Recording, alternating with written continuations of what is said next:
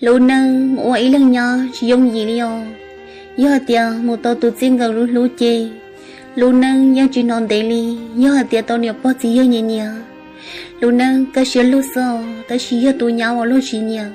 Dẫu rong bộ cha lo lú chỉ bò. Lâu luôn bộ cha lo lú chỉ khoa. Chỉ giờ lâu nâng vào tụi xia. Nhớ trò lâu nâng tiền nó. Cô yêu mua. Ý ra bảo hồ mong bê tia. Lũ mê nâng một ô luôn nhá. Giờ hai tao đi chả lo. Thôi ra lúc gì bố bố tôi hay thia.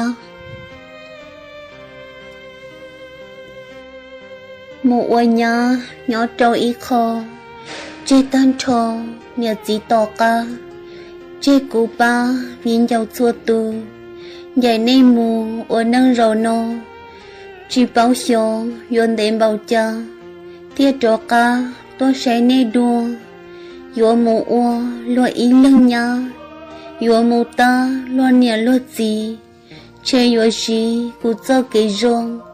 Lo mù nhông sẽ lo bùa lô. Sẽ rong bù sẽ lo bùa nào. Lo bùa xa lo yo mô. Cho mù cho tao tụ gì lô. Ở bên nó sử yo tua đua. Trở tua xua nên mô cụ nìa. Yo hai tia mù tao nìa bó. Ê chí yo tụi nhá lời nhìa. Chê ta tìa cho bộ tao tua. Chê yo qua một bề chơ rầu. Nâng mặc sầu li ảo lô nâng. Yo lùi dân họ nhẹ dù thia. Lùi mô chia nhá lùi yo phai. Thầu dù cháy nhá lùi yo bỏ. Họ tìa yo lô chỉ nhẹ chê. Lùi yo chê đâu tế đâu chơi. Chê dù sơ dù nâng dù trà. Yo mua xa tu sẽ tít tia. Lo yo kia lỡ tôi mê tu. Yo lỡ lú chê chư lúa cha. Ta xì mà ya tu chì lú. Nhà bôn chú gao mô xì nhà. Giờ yo tìa lú luôn bảo tư. Lúa chì hử chì bò yo khử.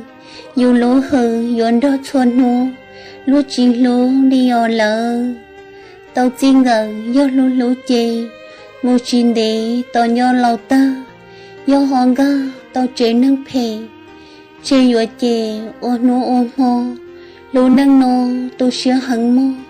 Vì chí yo ý lăng tu chơ. Tu dây đá theo tùa trí tao.